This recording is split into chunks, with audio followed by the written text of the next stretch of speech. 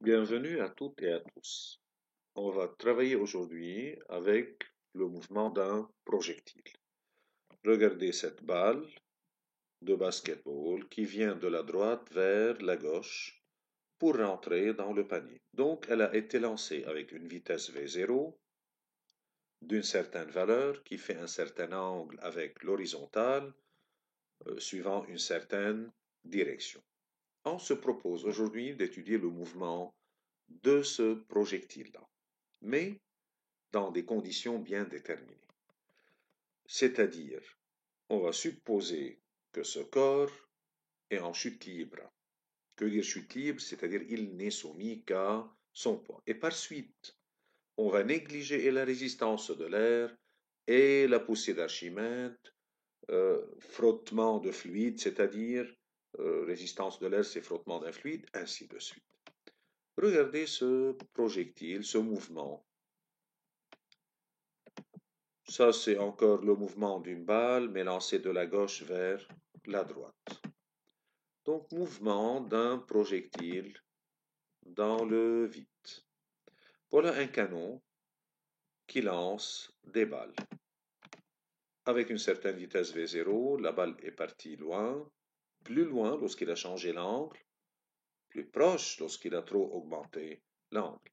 Le titre, c'est mouvement d'un projectile ou dans le vide, parce que, en principe, un corps est en chute libre s'il n'y a pas de particules d'air qui frottent contre lui, donc dans le vide. Regardez cette balle qui a été lancée au laboratoire. Elle a été lancée et puis on a fait ce qu'on appelle une chronophotographie.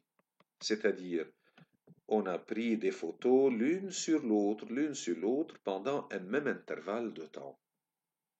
C'est ce qu'on va étudier. Le mouvement d'une balle lancée par la main. J'ai une certaine distance qui diminue, jusque là, arrivé au sommet, et elle redescend la balle, la distance réaugmente, donc la vitesse augmente de nouveau. Alors, d'emblée, je peux dire que le mouvement ascendant est retardé, décéléré, et le mouvement descendant de l'autre côté est accéléré. Quelle est la problématique qu'on va traiter? Quel est le mouvement d'un projectile dans le champ de pesanteur uniforme? Ça, c'est M. Newton, la pomme qui lui tombe sur la tête, et elle s'est transformée en banane. Bon, pour faire le travail dans le vide, je dois monter dans l'espace, ce qui est un peu difficile maintenant. Regardez cette petite animation. Newton a fait l'expérience du tube, et il a dit, si je prends, ça c'est la tour de Pise, ça peut être M. Galilée qui est là, je donne à Galilée une balle de plomb qui est dense et une plume dans l'autre main. Et je vais les abandonner, lui demander de les abandonner en même temps sans vitesse initiale. Voilà, je vois que la balle arrive et l'autre est en train de tourbillonner la plume. De tourbillonner, et après elle va retraiter. Je vais lui donner deux balles denses, mais de masse différente. Mais les deux sont de densité élevée, de masse volumique grande. Drop. Elles arrivent à peu près en même temps. Je vais demander à M. Galilée de faire le vide. Voilà, on aspire l'air de l'intérieur. Je vais lui redonner la boule et la plume. Vas-y, M. Galilée. Pouf. Elles arrivent en même temps. La boule et la plume arrivent en même temps. On va voir. L'étude théorique, on va supposer qu'on a une bille lancée avec une certaine vitesse V0 qui fait un angle alpha avec le plan horizontal, avec l'axe horizontal. Le plan vertical qui contient le vecteur vitesse V0, on l'appelle le plan de tir. Donc ça, c'est le plan de tir. Comment on va étudier cette balle lancée? N'oubliez pas, en dynamique, on a 4 étapes à suivre. 1. Je définis le système dans un référentiel convenable pour l'étude. 2. Je fais le bilan des forces ou bien l'inventaire des forces extérieures. 3. J'applique la loi convenable du mouvement. Et 4. Je fais le calcul. Si j'ai des vecteurs, l'une des méthodes, c'est de projeter, de faire une projection. Regardez l'exemple que j'ai pris. La balle à la date 0 était en ce point G0. J'ai choisi l'origine de mon axe au point de lancement. Et donc, X initial de la balle est nul à la date 0 et Y initial du centre d'inertie de la balle à la date 0 est nul. X0 égale 0, Y0 égale 0. Deuxièmement, je prends ce vecteur V0. Si je veux la composante de ce vecteur sur l'axe des X, c'est le module de V0 par cosinus alpha. Si je veux la composante de V0 sur l'axe des Y, que je peux noter V0Y, c'est V0 par sinus alpha.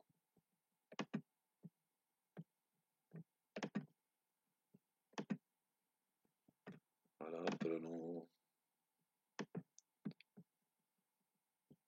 Ariel, disons. Donc, je peux mettre ici que V0 X égale à V0 par cosinus de l'angle alpha. Où est le alpha? Il est là.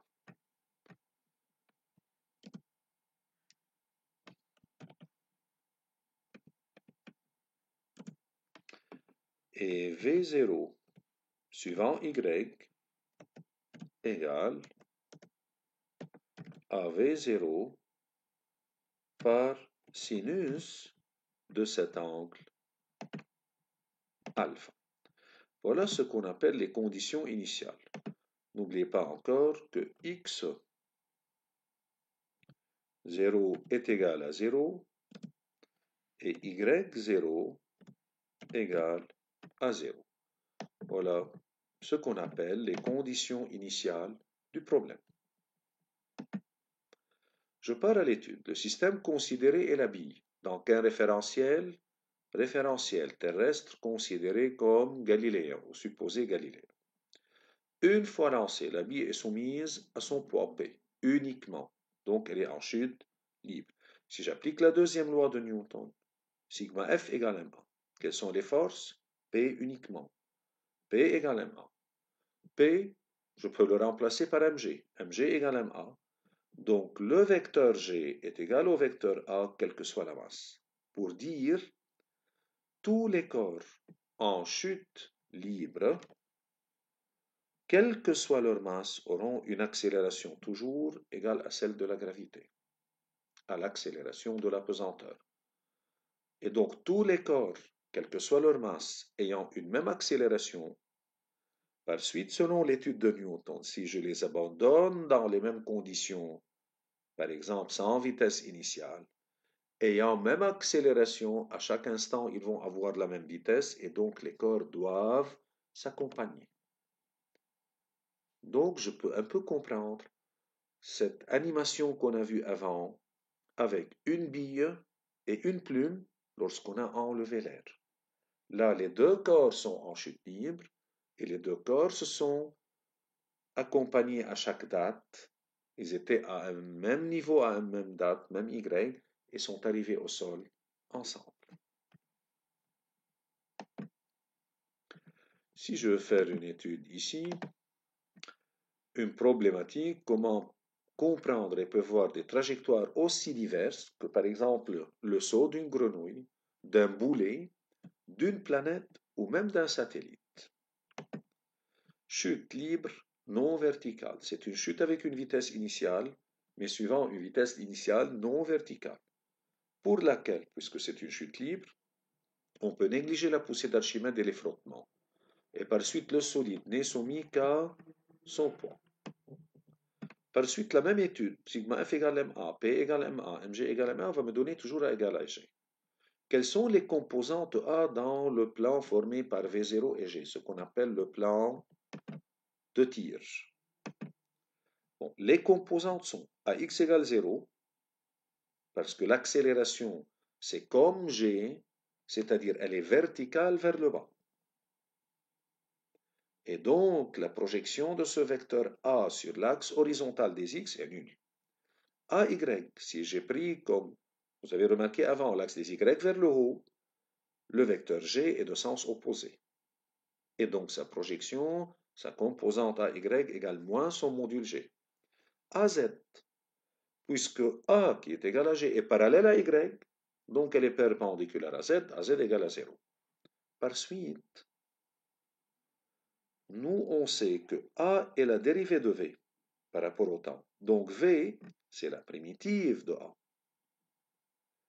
Alors Vx, c'est une constante.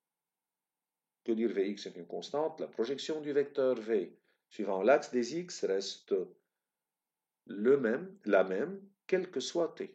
Donc V5x égale V3x égale V0x. Et V0x, comme on a vu avant, c'est V0 par cosinus alpha. Vy, je vais remonter à la primitive par rapport au temps. Quelle est la primitive de moins g? C'est moins gt plus une constante. Donc moins gt plus v0y, moins gt plus v0 sinus alpha. Vz est une constante égale à 0. Parce que v0z est nul. v0 est dans le plan OX, OY, donc perpendiculaire à z. Le vecteur position OG. V, c'est la dérivée de OG. Donc OG est le vecteur primitif de V. Alors, x égale V0 cosinus alpha t plus une constante. Cette écriture est vraie à tout instant, et en particulier pour t égale 0. Donc, x serait égal V0 cosinus alpha fois 0, donc 0, plus c. Alors, c est égal à x, mais à la date 0, donc c'est x0, qui est nul. Y égale, quelle est la primitive de moins gt? C'est moins gt2 sur 2.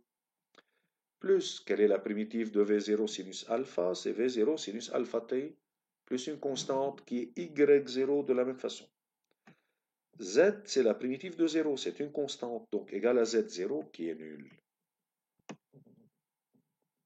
Les équations horaires paramétriques, qu'est-ce que j'ai obtenu? X fonction du temps, Y fonction du temps, Z fonction du temps. Prenons la troisième. Z égale 0. Que veut dire Z égale à 0? Z égale à 0 à tout instant. Donc la balle reste toujours dans le plan OX, OY, et par suite, le mouvement s'effectue dans le plan de tir OX, OY. Si je regarde X égale V0 cosinus alpha t, que veut dire ça? L'abscisse de la balle est animée d'un mouvement rectiligne uniforme. La projection de la balle sur l'axe des X est un mouvement rectiligne uniforme. L'ombre de la balle sur l'axe des X se déplace à vitesse constante. Car AX est une constante, Vx est une constante. Si je regarde Y, c'est moins 1 demi gt carré plus V0 sinus alpha t plus Y0. Donc, AY est négative, V0Y est positif. Équation du second degré, donc c'est un mouvement rectiligne uniformément varié. D'aller retardé et de retour accéléré lorsque AY et V0Y sont de signes contraires. Alors, c'est un mouvement qui est uniformément varié. Regardez ici. Je vais lancer cette balle dans cette animation à partir de ce point initial. Remise à 0, la balle, elle est là. On va tout d'abord regarder l'ombre de la balle, l'abscisse de la balle sur l'axe des X. Début. Regardez l'ombre. C'est l'abscisse de la balle. Il se déplace à vitesse constante, cette ombre. Elle se déplace à vitesse constante.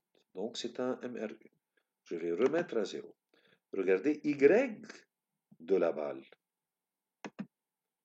Ça monte, ça monte, ça monte, lentement s'arrête et redescend, redescend, redescend. Sa vitesse augmente et augmente et augmente en descendant, donc c'est un mouvement uniformément varié. Regardez les deux si vous voulez.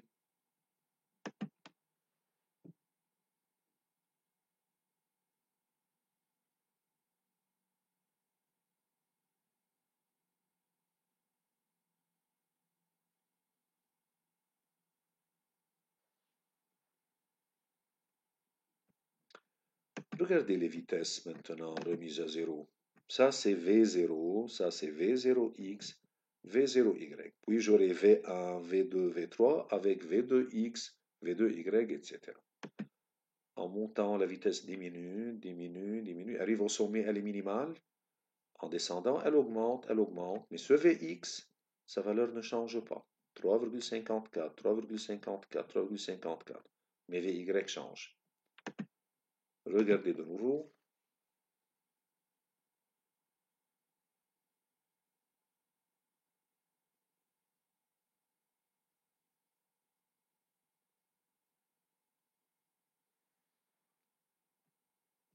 Remise à 0, je vais voir l'accélération avec vous.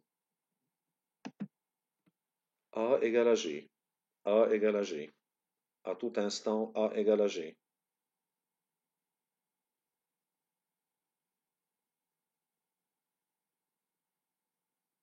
Voilà.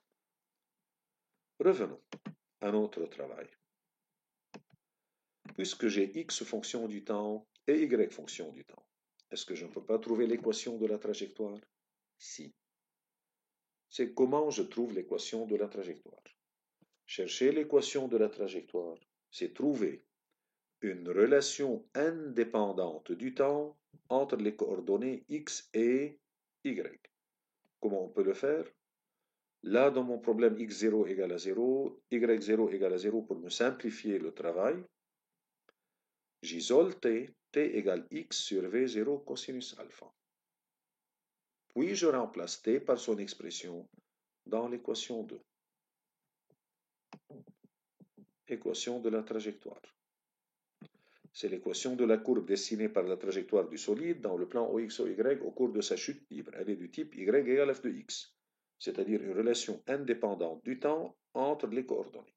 L'équation 1, elle me donne t égale x sur v0 cosinus alpha. Si je remplace dans 2, j'obtiens celle-là, moins g sur 2v0 carré cosinus carré alpha par x2 plus tangente alpha par x. Devant vous, vous prenez une feuille, vous écrivez x égale v0 cosinus alpha fois t, x0 égale 0, y égale moins 1 demi gt carré plus v0 sinus alpha t, y0 égale 0. Cherchez t en fonction de x, reportez son expression dans y, et vous allez trouver cette relation-là. Elle est de quelle forme? Y égale ax2 plus bx plus c, et donc c'est une trajectoire parabolique. Alors, un corps en chute libre, s'il n'est soumis qu'à son poids et lancé avec une vitesse initiale v0, décrira une trajectoire parabolique. Alors, si je lance un ballon de basketball, son centre d'inertie va décrire une trajectoire parabolique. Une grenouille qui saute, son centre d'inertie décrira une trajectoire parabolique.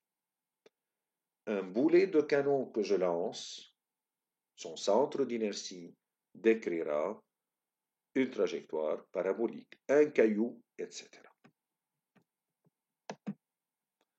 Voilà. Avec un logiciel, j'ai tracé les vecteurs vitesse et les vecteurs accélération. A égale à G à tout instant, c'est la bleue. Les vitesses sont en rouge. Voyez cette animation, elle est intéressante ici. Voilà. Bon, je vais prendre L'angle, il est de 80 degrés. Je vais le changer. Mettons ici une vitesse de 14. Masse 2. Sound, pourquoi pas. Ça, c'est pour mesurer la distance. Qui est ce bonhomme? L'observateur terrestre. C'est le référentiel terrestre, supposé galiléen, où l'observateur étudie le mouvement et il est fixe par rapport à la surface de la Terre. Il est immobile par rapport à la surface de la Terre et il observe et étudie le mouvement. Pour lui, cet observateur terrestre, ce corps qui va être lancé n'est soumis qu'à son poids et aura une trajectoire parabolique en appliquant la deuxième loi de Newton. Bon, qu'est-ce qu'on va utiliser comme corps lancé? Baseball, pumpkin, tank shell, les sons. Fire, à 80 degrés. Oui. Il est trop haut, il est repassé. L'axe des X, c'est celui-là. Là, l'obus est rentré dans le sol. Donc ici est l'axe en gris qui est l'axe des X qui est la surface de la Terre. Je vais changer l'angle. Je vais mettre 20 degrés. Avec une même vitesse initiale. Donc, il a coupé l'axe des X ici et la balle est rentrée dans le sol. Donc je vais prendre 30 degrés.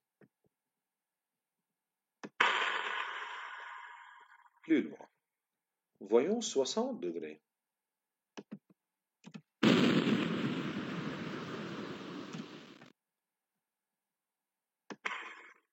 Donc, plus haut, ouf, elle est arrivée au même point que le 30 degrés.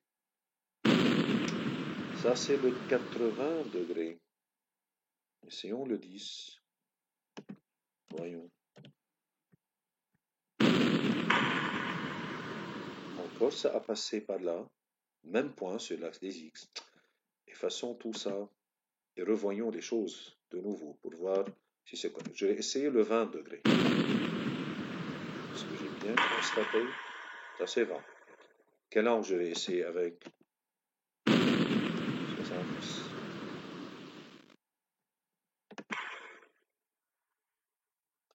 Oui, ça a réussi. Sur l'axe des X, c'est tombé au même point. Essayons encore avec 30 et 60. Ça, c'est 30. Je vais essayer avec 60. Plus haut, au même point. Donc, deux angles complémentaires, 20 et 70, 30 et 60, ont eu la même portée ici. Je vais essayer avec 45 degrés pour voir, toujours avec la même vitesse initiale. Ouf, la portée la plus éloignée. Il a touché cette cible-là. Wow. C'est la portée la plus éloignée. Range 21 mètres. De là jusqu'ici, c'est 21 mètres. C'est parfait. C'est parfait. Donc, on est en train d'apprendre des choses. Regardez. 30 degrés, 60 degrés vont arriver au même point. Il a remarqué ce bonhomme. Il a fait attention. 45 degrés, la balle est arrivée le plus loin. Même V0 avec les trois expériences. C'est ce qu'on appelle l'influence de l'angle de tir, alpha. J'ai changé l'angle de tir, l'angle initial que fait la vitesse V0 avec l'horizontale, et j'ai remarqué pour deux angles complémentaires, on a la même portée, et la portée est la plus grande avec 45. C'est pas mal. Regardez ici, la première qui est en haut. Celle-là a été abandonnée et l'autre lancée horizontalement. À chaque instant, elles sont à un même niveau horizontal. C'est bizarre. Des bizarreries avec cette chute.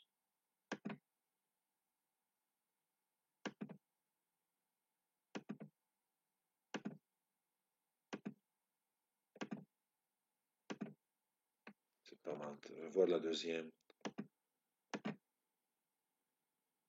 Un avion qui vole horizontalement à vitesse constante, il a lâché une bombe. Lâché une bombe. Donc, initialement, la bombe avait même mouvement que l'avion, et en ce point, lorsqu'elle a été abandonnée, elle avait la vitesse horizontale V0 de l'avion, lorsqu'elle était entraînée par l'avion. Lorsque l'avion est arrivé là, elle est au-dessus de lui. Je vais voir un peu plus loin. Encore ça a réussi.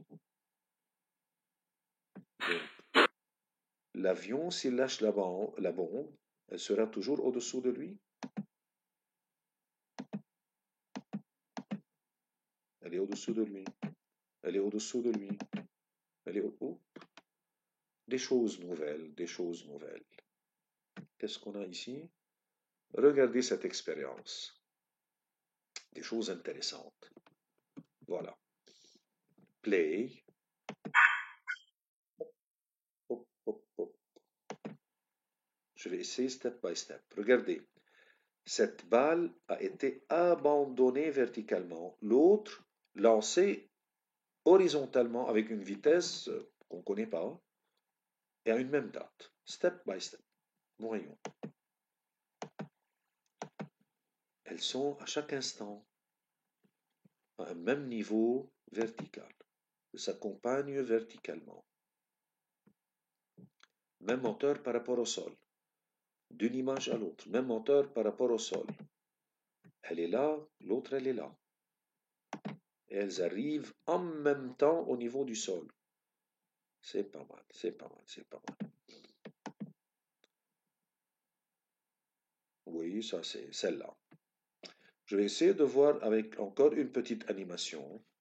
On va voir. C'est une balle. C'est avec Python que j'ai fait cette petite animation. Lancée avec une vitesse V0. Puis j'ai tracé une courbe parabolique. Je vois que cette balle est en train de suivre cette courbe parabolique. C'est une petite animation que j'ai faite en codant quelques lignes avec le langage Python. Oui, voilà.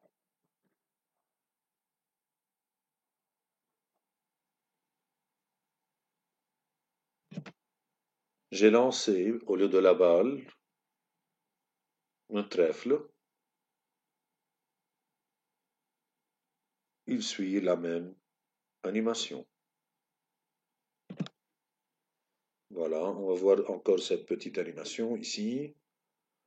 Oui, voilà, voilà, elle monte et elle redescend.